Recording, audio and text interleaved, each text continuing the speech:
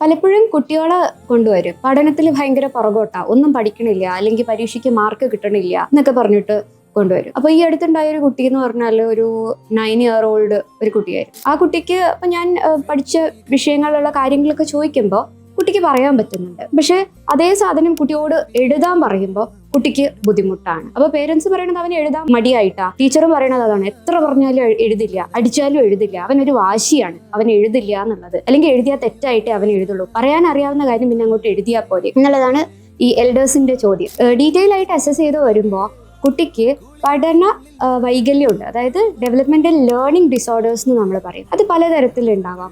എഴുത്തിലുള്ള ബുദ്ധിമുട്ടുണ്ടാവാം, വായിക്കുന്നതിലുള്ള ബുദ്ധിമുട്ടുണ്ടാവാം, ഗണിതത്തിലുള്ള ബുദ്ധിമുട്ടുണ്ടാവാം. പക്ഷെ ഇതെല്ലാം കൂടെ ഒരുമിച്ച് വരണമെന്നോ ഇതിൽ ഏതെങ്കിലും ഒന്ന് മാത്രമോ ആയിട്ടോ വരാം. ഇതിനെ നമ്മൾ ഐഡന്റിഫൈ ചെയ്യുകയും ആ മേഖലയിൽ, അതായത് ഇപ്പോൾ എഴുത്തിലാണ് ബുദ്ധിമുട്ടെന്നുണ്ടെങ്കിൽ അതിനെ ഹെൽപ്പ് ചെയ്യാൻ വേണ്ടി ശ്രമിക്കുകയും ചെയ്തു കഴിഞ്ഞ് കഴിഞ്ഞാൽ കുട്ടിക്ക് പഠിക്കാനുള്ള അഭിരുചിയും കുട്ടിയുടെ സെൽഫ് എസ്റ്റീം, സ്വന്തത്തിനെ പറ്റിയിട്ട് തന്നെയുള്ള ഒരു കാഴ്ചപ്പാട്, മതിപ്പ് ഒക്കെ ഇമ്പ്രൂവ് ചെയ്യുകയും കുട്ടി അക്കാഡമിക്കലി ഇമ്പ്രൂവ് ആവുകയും ചെയ്യും. പലപ്പോഴും നമ്മളിത് ഐഡന്റിഫൈ ചെയ്യില്ല, ആൻഡ് നമ്മൾ കുട്ടീനെ ലേബിൾ ചെയ്യുകയാണ് ഉണ്ടാവുക. മടിയൻ അല്ലെ, പഠിക്കാത്തവൻ എന്ന് പറഞ്ഞ് ലേബിൾ ചെയ്യാനുണ്ടാവുക. അപ്പോൾ ഇത് ചെയ്യാതെ നമ്മൾ ഐഡന്റിഫൈ ചെയ്ത് ഏർലിയർ സ്റ്റേജസിൽ തന്നെ ഐഡന്റിഫൈ ചെയ്ത് കൂടെ ഒരു റെമഡിയൽ ടീച്ചിങ് ഒക്കെ ചെയ്തു കൊടുത്തു കഴിഞ്ഞാൽ കുട്ടി ഇമ്പ്രൂവ് ആവും.